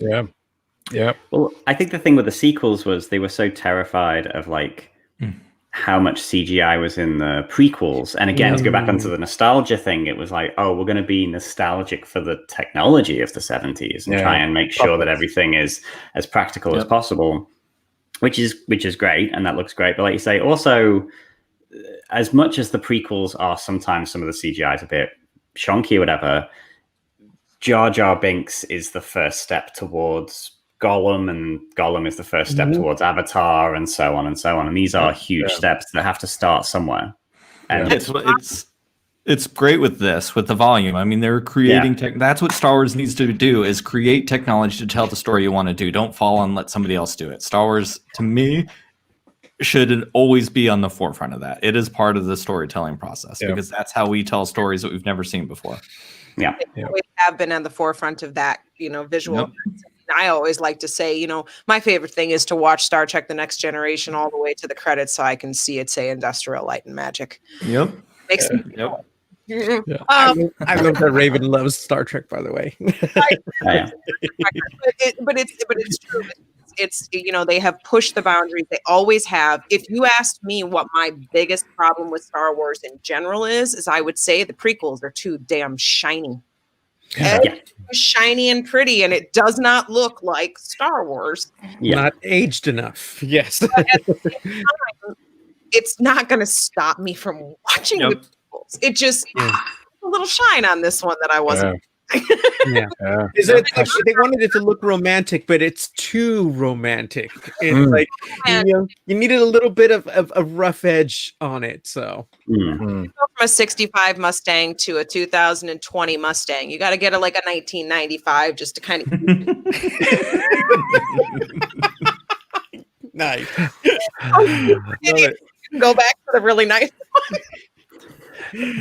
I've got to say, just before I move through comments, one of the biggest eye openers going to the US on my first holiday when I was in my 20s was actually seeing some of those 90s Mustangs, because no one bothered bringing them to Australia. They're butt ugly. No one wanted those things. Terrible cars. And so I remember getting there and my cousin's driving me around. I'm like, what is that? He's like, that's a Mustang. I'm like, that's not a Mustang. He's like, that's a Mustang. And I'm like, that's not a Mustang. Mustangs are cool. And he's like, no, trust me. So many bad things with our amazing muscle cars. Yeah. The Mustang, the Camaro, the Challenger, they all got horrifyingly ugly. And by the way, the Challenger still looks kind of crap. I mean, it's getting better. But they started out as muscle cars. They looked like muscle cars. And then they turned into, soccer mom cars. And I'm like, can we get a muscle car out? I'm not going to buy a Dodge. Soccer moms listen to Train. No, just kidding. Oh, God, it's so terrible. Let's just throw a few more comments up here. Yep. I love it. They were originally made for Leia, and then they sold out to Shmi. Hey, well, at least we're mentioning Shmi, right? Because I don't think she gets enough love, so there's that. It's true. Pete, hey, Luke took the child with attachments. Ahsoka, the best Jedi since Qui-Gon, did not. Absolutely true. Scrolling through here. I haven't talked about it enough either. Cosmic Girl, nostalgia is very important, especially in these times. Even the most popular album this year was called Future Nostalgia. It's there true. You go. Walk away, you know how. None of you are getting this, are you? No. Don't start now. I heard you. Don't start now. Okay. That's what Brian and I are. I got you, Cosmic Girl. I got you.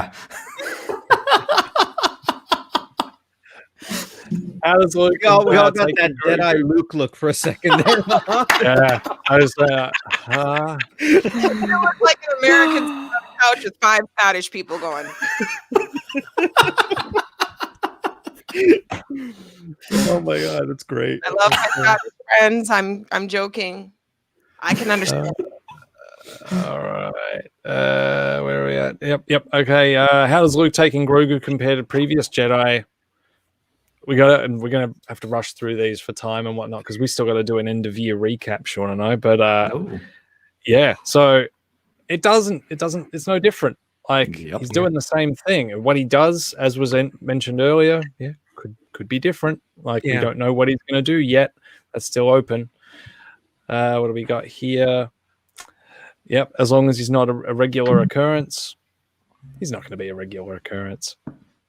Yeah, No, they would have what do you call it? Use Sebastian Stan, I think. Yeah, and I think if he's going to be around more in something else, I think he will. I think you will see Sebastian Stan then. Yeah. Who's this guy? He was hungry to get it on the screen. Good. Yeah, and Turbo. Yeah, after 2020. Yeah, after 2020, I think you're right, mate. Having something to end the year that was a little bit uplifting was pretty damn cool. Let's have a look. Marianne again. Yep. Can't imagine Star Wars without the Skywalkers. And it's true. It's going to be really interesting, like this next period, if they really, really lean into not doing Skywalker stories. Like, what the hell is going to happen? Or do you think they'll always have some Skywalker-esque story? Sorry? They've started to show that they can tell Star Wars stories without Skywalkers. They've started to do it, and I think that eventually they will. And I think The Mandalorian has shown us that there are minds working in Star Wars that can operate without a Luke, a Leia, or an Anakin plugged in somewhere. As much as I love them, and I'm not looking forward to Star Wars without Skywalkers, but I am looking forward to seeing how they get there because they're going to have to. Yeah. I mean, limited number and the gene pool is done. So, yeah, at least as far as we know. I mean, it's a real interesting. Boots. The boots. Well, I mean, someone's got to wear those boots. Someone's got to fill those boots, right? Like, it's something that just I thought of. Like, they've got a very, very unique situation in The Mandalorian because of the time period that Luke, as this like Deus Ex Machina, it's a Deus Ex Machina that you don't sit there and go, oh, well, that could never happen. It's like, of course it could happen. Yep. It's like, yeah, there's a little bit of convenience for the story, but like, it works. It absolutely works. They can just use him. So I can pluck him in, come in, change something, out he goes. If anything, like people would really love that. Does it elevate Luke to God status? Like, Aldridge. Wait, he's not already there? Some people he's not. Some people he's not. Let's do 4 more after this one. So fan service is an aftermath to the story. I feel the Luke scene works not just because it's Luke, but because we are resolving a 2-season character arc that allowed for someone like Luke to appear. Yeah, we wanted someone. We wanted Grogu to go to someone who he trusted, and I think that was the only way it could work. You had to go to Luke, and you're like, oh, trust. Yeah. Has to be someone that you believe can protect him as well. Like, otherwise it's just a big mystery. It's like, can that person protect him? And then, like, what does it end up being? Does it end up being a season 3 where maybe they can't? Like, I don't know. It's a very different story. David Sinclair Smith. Yep. Hey, David. Feels Great good. Do it. by the way. Yep. Absolutely. Let's see. Someone that we haven't. Crystal Kyber. Yep. It did. It felt like seeing an old friend. It really, really did. And let's get 2 more up here. J. John the Tube. Yeah. Yep. I knew Baby Yoda was gone as soon as he looked back at Din after looking at the security camera footage. Yes. Yep. Absolutely.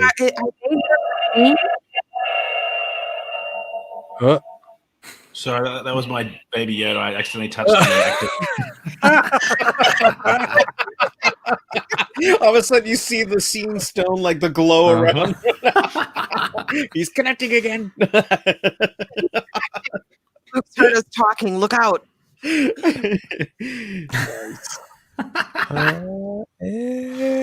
the last one, back from Cameron F. I'm down for a Skywalker-less Star Wars. It's the cultures and the setting that keep pulling me in. There are so many stories to tell. Give me a show about a Rhodian chronicling the myth of a great bounty hunter. Yeah, Bring but the definitely Rhodians not a chronicle about Greedo, though, obviously. No. Because that guy goes out Han like a shot champ. first. All right, guys, we've I think that's pretty much everything that we wanted to go through inside of the live chat. So I think we're going to go on to our year in review. So Sean, Yes. you ready? You ready Yes. to go through this? All right. Yes. So Sean, what are your thoughts on 2020? About the channel? About the channel in Star Wars, not just in general. How do you? Yep. I don't know. I think, channel continues to go well. We've built up this like a huge community of awesome people. I met, me and Brian did a video this year that was one of the best things we've ever done, which I was very happy with. No, it's been great. I think Star Wars has gone from strength to strength. It's been very interesting starting the year sort of in the aftermath of Rise of Skywalker and being like the Rise of Skywalker just had this really weird cultural existence where it was huge and then it was gone. Like you could just you couldn't see it. Like you were still in the cinema and stuff, but there was no merchandise, and you go to the supermarket, you just wouldn't see anything, which is just really odd. Whereas obviously now you see a lot of Baby Yoda stuff and stuff like that, but Rise of Skywalker sort of came and went. And I sort of went through my own emotional journey with that film of being like, nah, no thanks. And then read the novelization, came back to it. We did a 2-hour live stream that was basically Matt just telling me that we were persuading each other how good it was. And I came out of that feeling better for it, which is weirdly taking us to now where we just boosted a big post about Rise of Skywalker on Facebook, and like some real pieces of dog shit have seen it and have applied, and we've seen some real horrible stuff, but whatever, it's just a film. Wow.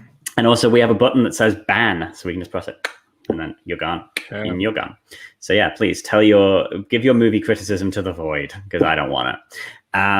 But we've got some cool things planned for next year.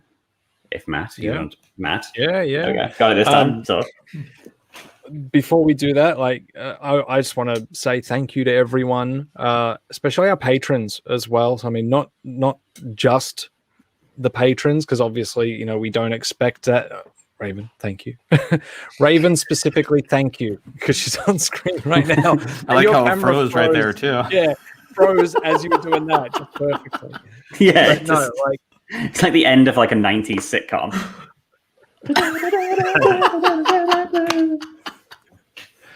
That's Raven. That's so Raven. Oh yeah, that's a show. Oh God. Look, I'm older than her. Hey? No. Look, everyone that has supported us through the year, it's ridiculous, I'm always kind of blown away by it, like especially when we're all trapped at home and there's so much stuff that you can be watching. Like literally the thing about 2020 for me has been that I've watched so much stuff that has been good, bad, mediocre, produced with a lot of money, and I'm always kind of blown away by the fact that people will take time out of their day and watch us talk crap on YouTube. That's a big one.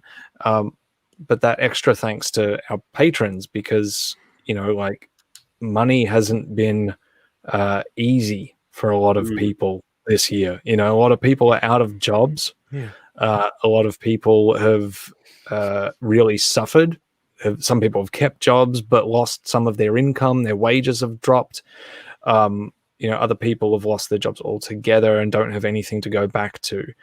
And I'm very, very I'm cognizant of that. I feel like we've been kind of lucky because in this country, like we've been lucky because, our government locked down hard and locked down early. Matt, you're, feeling probably what we were feeling a few months ago, with another wave coming. It's tough. We're coming out of it, and, it's that people stuck around through that, and still said, hey, we want to keep supporting you guys. It means a lot. It's That's cool. very humbling, very humbling. So thank you to everyone. Yes. Yeah. That's great. Sean, you were yeah. going to say something? Yeah, no, I 100% agree. It's been a really shitty year. That's it. Yeah. That's all I got for you. I mean, it's been good in the sense that, I am expecting my first child, so that's kept me very distracted, which has been cool. I actually got wonderful gifts from my baby. Got wonderful gifts from Matt for Christmas. A Chewbacca pillow, which is really cool, and the complete collection of Star Wars Golden the Golden Library books.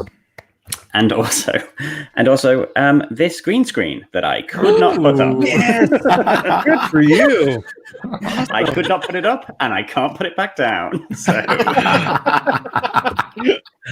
I just bought one, and I'm too lazy to put it up. So Sean, I'll show you how to trick. Mm. It's once you get it, it's like easy, but it takes a while of doing it and getting smacked in the face when it springs back out. When I took it home, and my wife was like, "Oh, what's this?" I was like, "Oh, let's have a look at it." I nearly took her out. Like my heavily pregnant wife nearly just got completely taken out by it because it just went. Well, but we managed to put it back in, and I was like, "Okay, cool, I'll be fine. I'll do it today." Opened it, doesn't really fit. I'm gonna have to wait till I move into my new house next month. But yeah.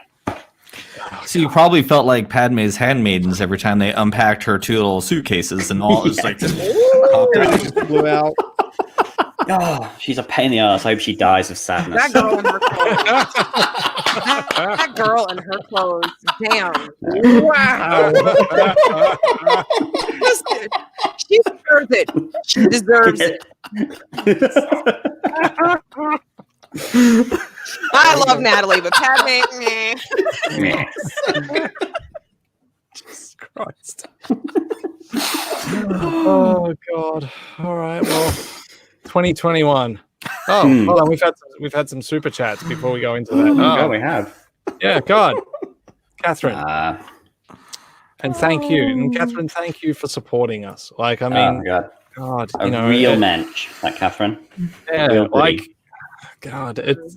I always. Oh yeah, thank you so much. And also check out that Geek Pod on every podcast searching app. What do you call them? Pod crawlers. On every pod crawler, search that Geek Pod and listen to Catherine. She's great. She's a really good host. Marianne again. Oh, thank you. Oh God, that means a lot. Seriously, thank you very much. Marianne, also special thank you to Marianne for like whenever there's like some real gross stuff happening sometimes on Star Wars Twitter or anything like that, you can always count on Marianne to be very level and like I've found a couple of times like if I was like, what do you think of this, like the DMs are really good with Marianne. Turbo. Turbo. We will enjoy that spotchka. Enjoy your Definitely spotchka. enjoy the spotchka. And executive producer Andy. Die from sadness. Nice. Oh man. That's it. Yeah, we are. I have a penthouse waiting for me. Yes, but darling, I have a penthouse and you're all invited. See? Raven? Oh, God. Oh, nice. Let's talk about 2021. So we've got a few things. I mean, we're going to take a little bit of a break, obviously. I mean, it's the final day of 2020, and I think our next thing that we've got that we haven't scheduled yet, but is going to be coming up quite soon. That is the Star Wars Episode 9, written by AI. Episode 10. Episode 10, sorry. Yes. AI Episode 10, sorry. I will bring up I'm going to bring that up just so that everyone knows what we're talking about. That's, oh God, it's very, very funny, I've got to say. Like, yeah, so keep an eye out for that thumbnail on YouTube and Facebook. Like, writing it when I say writing it, I'll give a bit of context to this because I feel like it's going to get asked, and this will save me explaining it again later.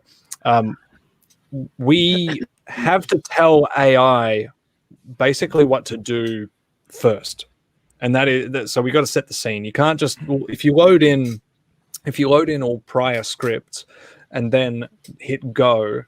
So what you end up doing is you're saying, okay, AI, this is what Star Wars is, and then if you hit go at that point, it's just going to continue the exact scene from where it left off.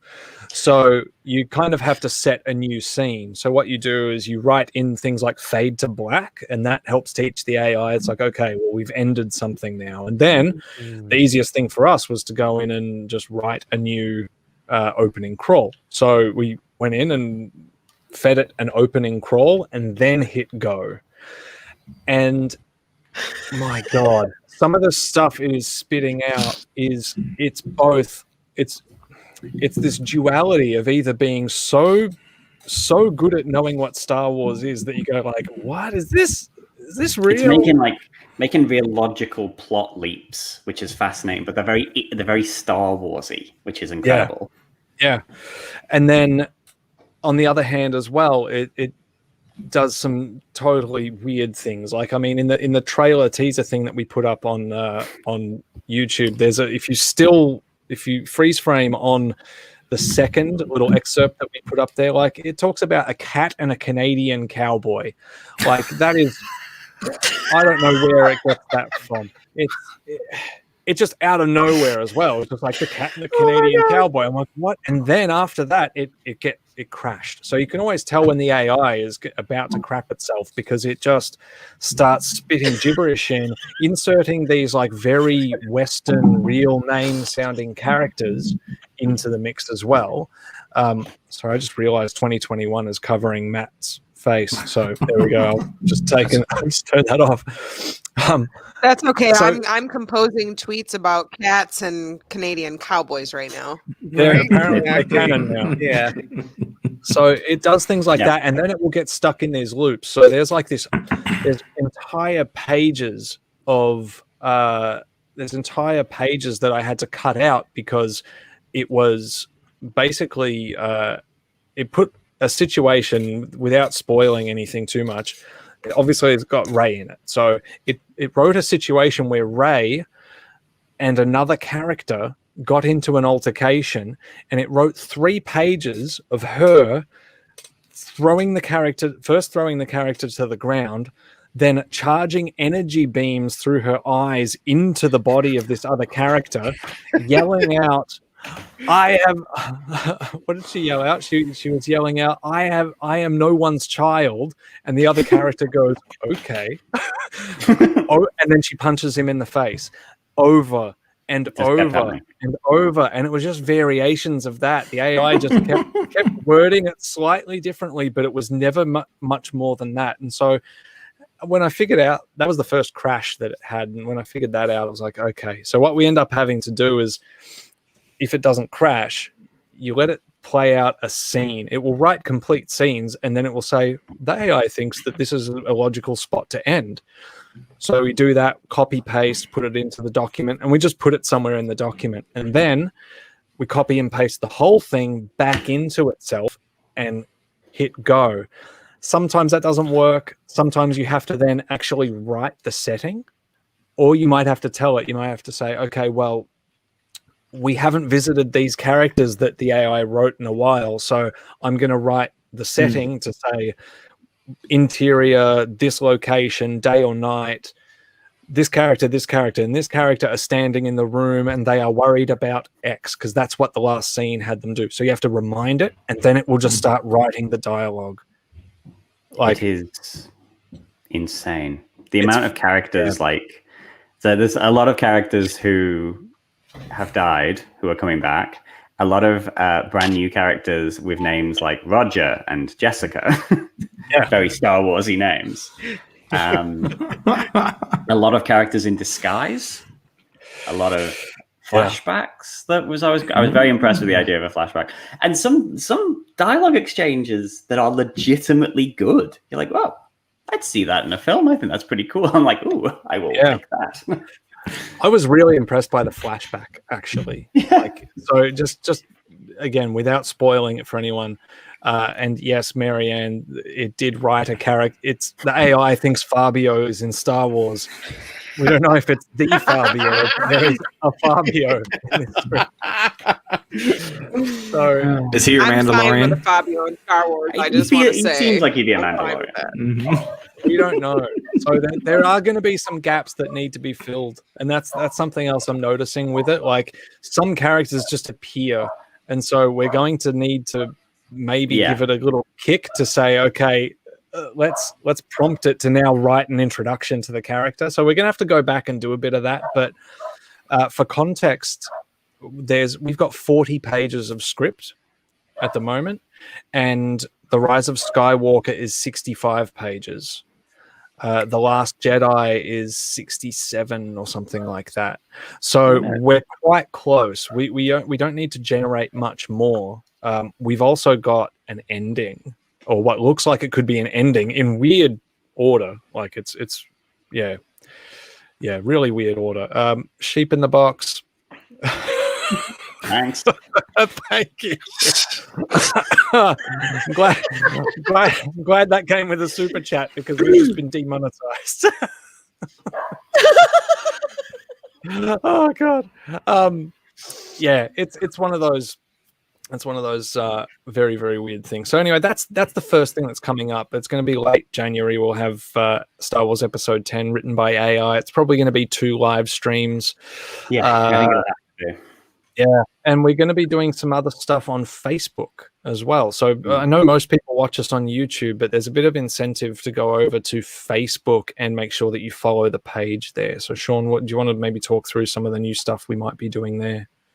Yeah, it's going to be mostly just live streams of me trying to fold down this green screen while complaining about Wonder Woman 1984. That's my new brand. You know what you should do on World's Facebook? price of admission. You should have your followers read those little golden books, so you can actually take a nap. Oh my god! Wouldn't That yes, there we go. yes. I'll let Facebook raise my child. Yeah, exactly. Yeah. That's right. Could Because be what like, could possibly go wrong? maybe need Yeah, it will literally be one person will read a book and the second person will radicalize them, and then that'll be it. I'll just watch There you the go. kid. There you go. I'm proud We'll for read it. them the littlest rancor that could, and it'll be all over. So Yeah, that'll be it. Done. No, it's Done the and rancor done. at the end of this book. Yeah, what have we got planned? So yeah, doing more sort of live streams like this and things like that, and doing more boosting more posts, and moving on to reviews. So we're going to start nice. with the High Republic starting and all that, and I have this huge collection of Star Wars books that I wanted to start actually having an excuse to read them all. So yeah, we can start We're going to start reviewing things. So we're in contact with Del Rey Books at the moment to try and get that all off the ground. So that'll be really cool. And trying as well, like not just sort of sitting there and doing like a 5-minute thing where we talk about this is good because of this and this is bad because of that, but actually sort of trying to do a bit of a deep dive and sort of get into the Wikipedia stuff and actually explain why things are cool and what the callbacks are and the cameos are and where this ties into the grander story and so on. And I'm looking forward to that. I think I've read a couple of chapters of The Light of the Jedi, one of the High Republic books. And that first chapter of that book is crazy because it's like Star Trek in Star Wars, which is very interesting. Like it's very interesting. I'm intrigued because this is brand new territory for all of us. So I'm happy to kind of go on that journey and see what we get. So it's a good jumping in point for us as well. And I mean, like there's so much canon. And it's like, where do you start if you're going to start doing this sort of stuff, with the pre-existing stories? But like to jump in at the High Republic era, it's a really good opportunity to grow with its own little bit of canon, its own timeline, and all of those things, and draw on all the things that we know from the existing stuff. So, that's going to be pretty much only Facebook. We're not planning on putting that stuff on YouTube. YouTube's got its thing, and you can't really do different can't do different on YouTube without starting a new channel. YouTube doesn't like that. So we already mix things up too much for YouTube's liking as it is. We do live streams, we do quick takes, we do video essays. So YouTube, I think, if anything, will be a little bit more of the consistent stuff that you know that we do, and we'll do that with reasonable frequency. But then all this news type of content, Facebook's going to be a bit of a proving ground for it. So head over to our Facebook page and follow it. That would be amazing, absolutely amazing for you to do. And a new T-shirt design which is coming out. Oh yeah, sweet. Yes. So watch this space. Yeah. It's been a while. Yeah, it's been a while. So that was sort of our sort of before the end of the year. We wanted to make sure we got a new video out, which is happening now. Yep. Plans for next year, including episode 10, a new T-shirt design, and a fourth thing. Was it the reviews? Get that ball rolling, because we did it all. Basically, we succeeded in our tasks, which is nice. Yeah, I think all we've got left is the shirt now. Yeah, so we're going to take it right up to the wire. And then we can also kind of move into the American time zone and be like, that gives us an extra 12 hours. The deadline just keeps moving. Well, you're in the past right now. I'm like, New Year's Eve is tomorrow. Yeah, probably will. All right. Well, that's been us. So before we do our sign off, let's do the round around the room. We'll go clockwise and get everyone to say how you can be found on the internet. And Mark, start with you. All right. Well, I can be found on Twitter at I am El Diablito, and of course on normally Fridays, even though we're recording tomorrow night, Pink Milk After Dark with Brian and Emma. And I'm also on Taking a Number 2 with one Dallas Wood and Steve, and we discuss Star Trek, and that's on the Bad Motivators Patreon. I love that name. I hadn't heard that before. That's all Dallas right there. I'm sure. Of course, that's Dallas. As soon as you said it, I was like, yeah, that's Dallas. Oh, God. Got me blushing. Is this website still right? Yep. Yeah. Yep. Good. And Brian, how can people find you? You can find me right there on that website, and you can find our podcast in all you called it a pod crawler, so we'll call it a pod crawler with Pink Milk, and then Friday nights live on YouTube with Mark and Em at Pink Milk on YouTube. YouTube.com/C/Pink Milk Podcast. I finally got my URL. Oh, good. Tag you. Good. And thank you for having us. Anytime. Oh, anytime. And Raven, how can people find you? You can find me on Twitter at Jennabella J. You can find Sisters of Sabers on Twitter at SabersWith. We are also on Instagram as Sisters with Sabers.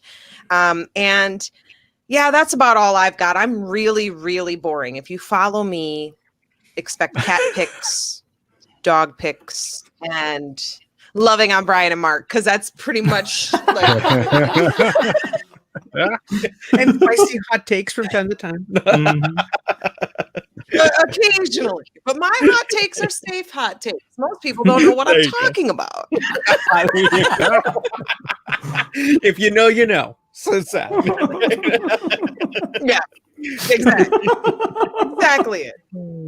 Nice.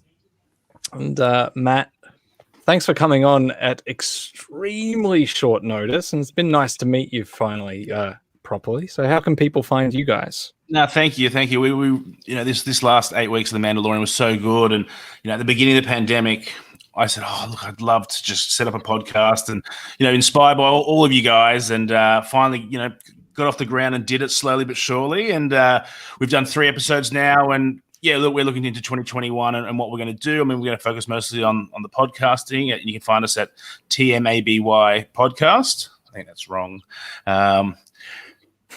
On Instagram, TMABY Podcast. Hold on. You know when you read something and you go, it totally says that, and it doesn't. TMABY, like your brain just fills in the gaps. So After that's right. There you go. That sounds good. So yeah, I mean, you can find us there on Instagram and Twitter. I'm Matt_Mole, MOHL on Instagram and Twitter too. And yeah, I'm looking forward to contributing where I can and being part of the Star Wars community, which is, I mean, I find the podcasting community really, really friendly and they're collaborating so well together. I mean, I'm sure there are pockets of people that are a bit different, but you can say dicks. Yeah. Great place to be. Mate, it's been great having you on, and yeah, stay safe up there in Sydney, man, as well. Like, yeah, it's we're thinking of you. Trust me, we're thinking of you guys up there. Thank you.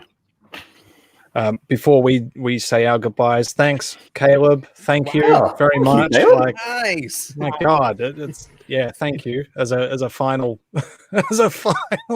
goodbye. That's amazing. Thank you so much. Seriously, thank you. It means a lot. So that's us done. That's us done for 2020. Really glad that it's over with. It's God, it's been a year. It's been a real year, hasn't it? Hold on, all 365 days of it. Oh no, was it a leap year? Oh gosh. No, I don't know. It was a leap year. Brian's just like,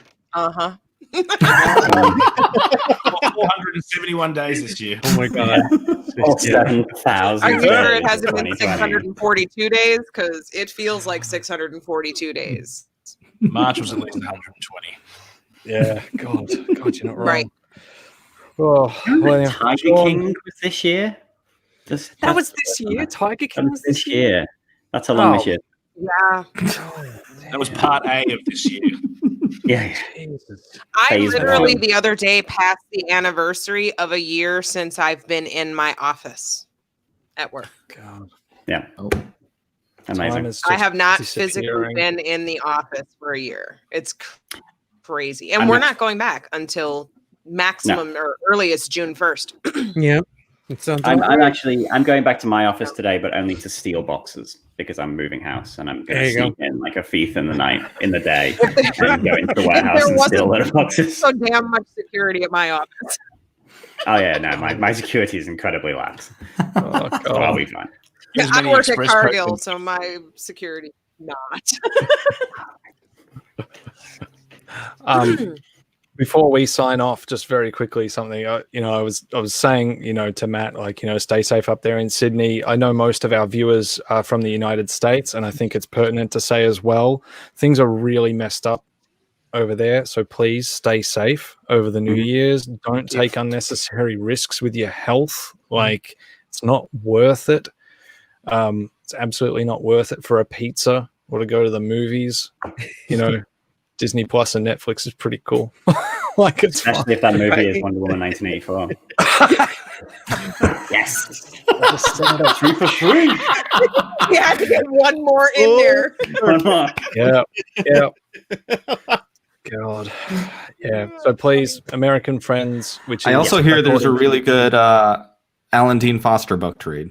Right? Oh, Right? we got through a whole stream without talking about that. No. Damn it. Right. Start the clock again. God damn it. All right. Yep. Good for another 2 hours of ranting. No. Okay. All right. Yes. Right. Stay Sean, safe. take us out. Let's. Okay. Yeah. Blue Bantha Milk Co. We're on Facebook. We're on YouTube. Follow us and like us on Facebook. Subscribe and comment and like us on YouTube. What else? Get us on Twitter, Blue Bantha Milk. Matt's running that, doing an excellent job as usual. And I believe, yes, check us out on Patreon. That's something for 2021. More Patreon stuff, more Patreon exclusives. That's what we're going to start doing. Oh, a yeah. little bit more. And the Yes. episode 10 by AI has some Patreon exclusives Yes. with it as well. So you're going to get the actual script that you can keep. I Yes. might even put it in proper script layout format because it's in just a normal doc format right now. But I might do all the spaces and everything just to make Yeah, it. we'll put it in final draft and make it look. Yeah, so yeah. when Highlighted. Agent Julie the right shows up. colors, Yeah. Yeah. Yeah. And yeah, it's full of killer merch. I was about to say this shirt, but this shirt is not one of ours. But we are making more merch for this year. We've kind of brought a few artists on board that we're going to start talking to make some cool stuff. So yeah, watch this space. Yep. And before you leave the stream, hit the like button on the way out just to help kick us back up. And that's it. That's us done. So everyone, thank you very much. Again, thanks to our guests for joining us on short notice and anytime. So thank you. Happy New Year. Stay safe. Happy New Year. Happy New Year. Happy New Thank you Year. much. Happy New Year, Too everybody. much. Try not to shit yourself.